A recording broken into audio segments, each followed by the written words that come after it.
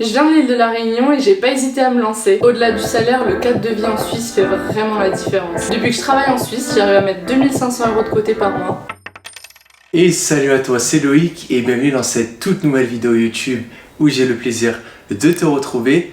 Aujourd'hui, en tant qu'invité, on a Margot qui nous vient de très loin les amis, elle a une histoire hyper inspirante. Je vais laisser Margot se présenter. Donc bonjour, moi c'est Margot, j'ai 22 ans et je viens du coup de la Réunion, donc à 13 000 km de là. J'ai grandi là-bas, toute ma famille est là-bas et en fait j'ai tout quitté après mon BTS pour finir mes études de commerce international sur Toulouse. Donc j'ai fait 1 an à Toulouse et c'est là-bas que j'ai pris la décision du coup de venir à la frontière suisse grâce à tes vidéos. Moi c'est incroyable les amis, 13 000 km. Ouais. Alors j'ai des personnes qui viennent de Paris, Marseille, etc. Mais je crois que tu es la personne qui vient le plus loin, c'est un truc de fou quand même. Comment on se dit, ok je quitte tout, t'as pas une crainte, une peur, tu t'es dit allez let's go j'y vais, t'es comme ça peut-être de nature? Après, en fait, j'ai toujours eu besoin et envie de voyager. Donc ouais. Déjà, depuis la métropole, c'est beaucoup plus simple que depuis la Réunion.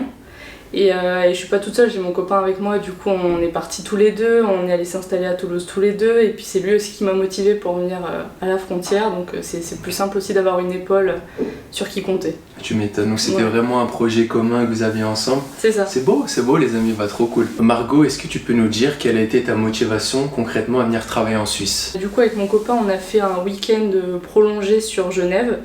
À la suite de tes vidéos, du coup, on voulait voir un peu comment ça se déroulait sur Genève et le cadre de vie nous a énormément plu. Il y a le salaire aussi qui rentre en ligne de compte, mais vraiment, moi, mon point clé, c'est vraiment le cadre de vie où je me sens bien quand je suis là-bas, quand je passe la frontière et tous les jours quand j'y travaille, je suis bien. Alors, est-ce qu'il a été difficile pour toi de trouver du travail en Suisse? Est-ce que ça a mis du temps? Est-ce que tu as eu des galères ou pas du tout? Ça allait assez vite? Alors, du coup, de base, c'est pas moi qui cherchais, c'était mon copain. Donc quand on est venu faire le week-end prolongé, il était venu avec des CV à la main, donc on a posé un peu partout.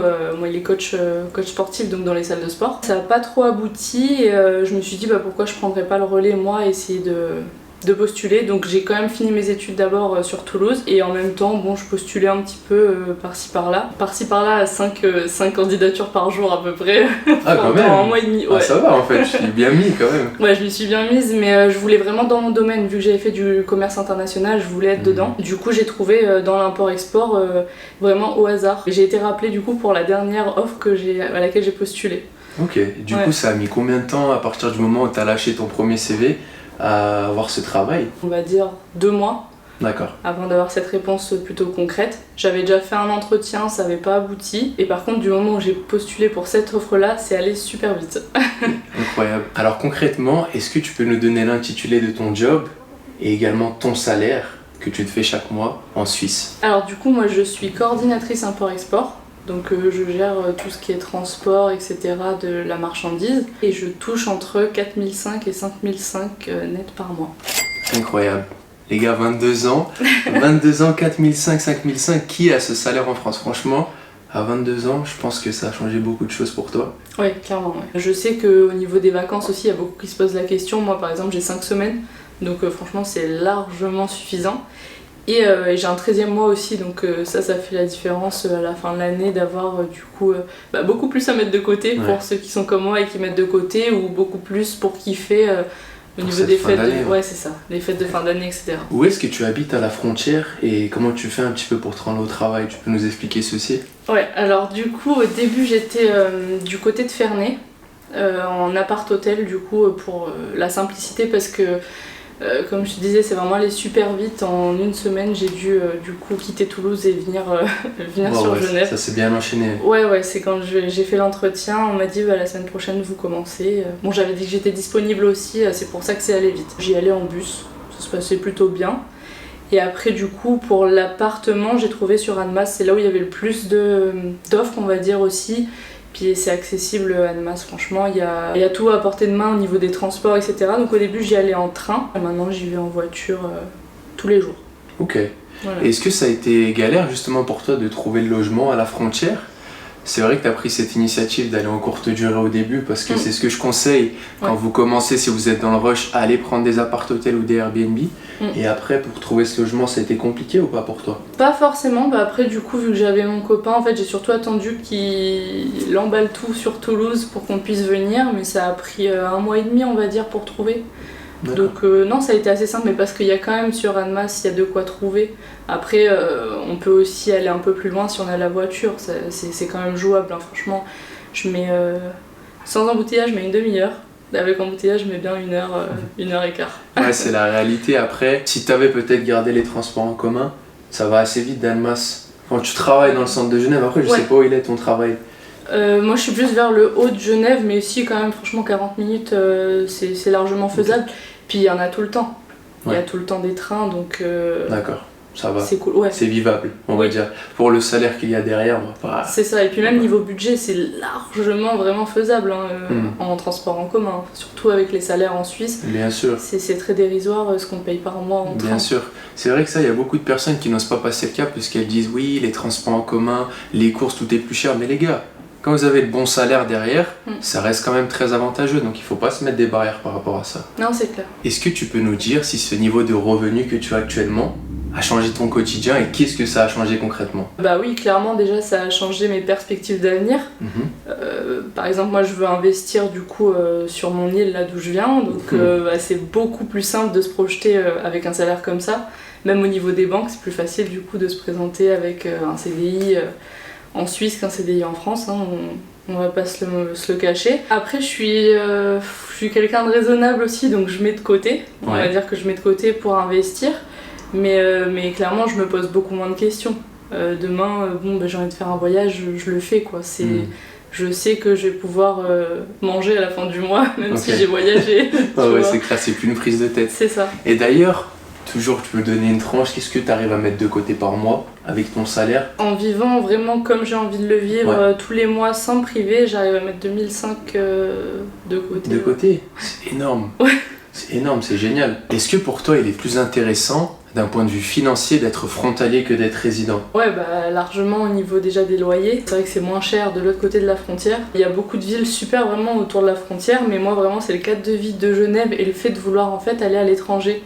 Le fait de quitter la France, parce que on va dire que j'ai quitté la Réunion, je suis à 13 000 km, tant qu'à faire, autant aller dans un autre pays carrément, quoi. Donc je comprends. L'objectif est vraiment d'aller sur Genève, vivre ou pas forcément sur Genève, mais en Suisse, quoi. Ouais, t'as vraiment kiffé un petit peu le cadre de vie et tout ce que propose la Suisse, quoi. Ouais, clairement. Et c'est compréhensible, c'est pour ça que, hormis le salaire, il y a beaucoup plus de choses à découvrir en Suisse. Paysages, culture, etc. Donc c'est bien aussi de s'intéresser plus loin que simplement l'aspect salaire. Alors quel serait ton meilleur conseil avant de se lancer dans l'aventure pour toi? Déjà le CV, parce que ça reste quand même un pays étranger, donc c'est pas les mêmes... ça se ressemble beaucoup avec la France, mais il y a quand même des divergences et il faut se renseigner. Il faut se renseigner aussi sur le côté légal une fois arrivé sur place, les assurances maladie, etc. Enfin, c'est des choix à faire aussi un peu au préalable, je pense. Enfin, moi, c'est ce que j'ai fait en tout cas. Oui, c'est vrai qu'il y a pas mal de choses à prendre en compte. C'est pas simplement on vient en Suisse pour prendre le salaire, mais il faut voir tous les à côté parce que sinon on peut même perdre pas mal d'argent. Et le but quand on vient ici c'est d'en gagner, donc ça serait dommage. Et surtout de pas lâcher si au début ça passe pas, si au début on voit qu'on postule mais que ça met un peu de temps à y aller. Il y a sur Genève, il y a de quoi faire. Puis après, je dis Genève, il n'y a pas que Genève d'ailleurs. Il y a des belles villes aux alentours comme Lausanne, etc. Enfin, vraiment de persévérer. Ok. Peux-tu nous dire maintenant qu'est-ce que tu apprécies en Suisse que tu n'avais pas dans ton pays d'origine, que ce soit peut-être à La Réunion ou ton bout que tu as fait en France? Est-ce que tu peux nous expliquer ceci? Les Suisses c'est vraiment des gens très carrés, très rigoureux, etc. Même je le vois au travail. Et je vais me répéter, mais le cadre de vie, une fois là-bas, je vis vraiment sereinement. La sécurité déjà, il y a beaucoup de lois qui sont différentes des lois françaises déjà. La propreté aussi sur place, et c'est beau quoi. On a le lac, on a la montagne à côté, on a des gros magasins, on a vraiment de quoi faire, on s'ennuie pas quoi. Alors durant ta petite carrière en Suisse, parce que ça fait 6 mois que tu bosses ici, est-ce que tu as ressenti une certaine pression? Est-ce que tu as ressenti qu'on pouvait facilement te virer ou pas du tout? Ouais, ça c'est vraiment la question que tout le monde se pose, le fait qu'on puisse... Franchement, non. Après, il y a quand même... c'est pas une pression, mais comme je disais, une rigueur du coup qui fait que on vient quand même pour travailler, on vient pas pour boire le café ou quoi que ce soit. Mais je me suis pas sentie... de toute façon, du moment où tu fais le travail, il n'y a pas d'abus, on va dire. Ils sont rigoureux, ils sont carrés, donc ils font les choses dans les règles quand même. Je dis pas que j'ai jamais fait d'erreur, mais je fais le travail à fond et je monte ma motivation. Ouais, c'est clair, il y a une différence entre faire des erreurs Et là, je pense qu'ils sont assez loyaux et ils sont compréhensifs. Et faire de la merde, ne pas être ponctuel, etc., ça c'est vraiment différent. Ouais. Donc bien sûr, il y a un cadre à tenir en Suisse qui est beaucoup plus peut-être strict qu'en France, mais c'est pas vraiment strict. C'est juste que c'est normal, c'est le travail. Là où en France, des fois, pour moi, on est un peu trop... Je sais pas feignant, mais on n'a pas cette même valeur. Et ça aussi, j'ai kiffé en Suisse, cette valeur du travail qu'on a peut-être pas autant en France. Est-ce que tu peux nous expliquer peut-être une mauvaise expérience que tu as eue en France ? Alors, je dirais pas mauvaise expérience, mais on va dire que, par exemple, ça m'arrivait d'arriver au travail et de pas avoir de choses à faire, de m'ennuyer. J'ai travaillé dans un domaine pendant un temps, on va dire que c'était très souvent des pauses café, on était souvent à la cuisine, à se plaindre, enfin c'est pas du tout mon tempérament, on va dire. Ouais, je vois exactement ce que tu veux dire. En France, on aime trop ça, le blabla, la pause café, limite ça fait partie du travail, limite on se plaint. Si on l'a pas, c'est ça. C'est ça. Parce que même moi, quand je bossais en Suisse, il n'y avait pas de pause entre 8h et midi. Enfin, on a la pause du midi, ça c'est normal, c'est obligatoire. Mais il y avait moins cet aspect blabla, je suis feignant et le collègue, qu'est-ce qu'il a fait hier, avant-hier. Et ça, c'est cool quand même d'avoir une part d'intimité. Et de garder le travail au travail et la vie privée dans la vie privée, je trouve c'est cool. C'est ça. Bon, après, ça n'empêche pas qu'on s'entend bien entre collègues. Et on va discuter quand même. Mais c'est vrai que, comme tu dis, il y a une plus grosse part d'intimité qu'en France, où plus facilement en France tes collègues deviendront tes amis, on va dire. Alors maintenant on sait que tu es bien installé ici avec ton copain, tu as un très très bon salaire, tout roule pour toi, donc je suis très content pour ça. Est-ce que maintenant tu peux nous dire si tu as des perspectives d'avenir ? Bah ouais, pas mal. Du coup déjà, comme je te disais, le fait de lancer mon copain en tant qu'auto-entrepreneur, bah c'est aussi grâce à la Suisse que ça devient une perspective d'avenir. Ça c'est une vraie femme qui supporte ton homme, c'est important les amis. Ensuite, investir du coup chez moi à La Réunion. Du coup, c'est le but ultime d'investir là-bas, de pouvoir rentrer en vacances, avoir un pied-à-terre, on va dire, faire des locations saisonnières, ce genre de choses. Et puis voyager à l'étranger quand j'en ai envie, quoi. Ça se voit que tu as l'air curieuse de découvrir tous les pays, donc ça doit être un kiff pour toi le voyage. Non, clairement, j'avais hésité entre la Suisse et le Canada, et ce sera une occasion du coup d'aller visiter le Canada grâce à mon salaire suisse. Tu m'étonnes, c'est la bonne opportunité. Alors maintenant Margot, le mot de la fin, si tu devrais motiver une personne qui nous regarde à passer le cap comme toi, qu'est-ce que tu lui dirais ? Je dirais de foncer et de vraiment pas se poser de questions, y aller et cadrer la chose quand même. Je pense que je peux en témoigner en ayant quitté La Réunion que sortir de sa zone de confort, ça apporte énormément vraiment dans un parcours de vie, ça apporte beaucoup de confiance en soi déjà, ça apporte beaucoup de courage aussi on va dire, c'est un peu bateau mais du coup après on va dire qu'on a plus d'entrain pour faire les choses quoi. Ok, on est moins freiné par les choses du quotidien et justement ça nous paraît après simple.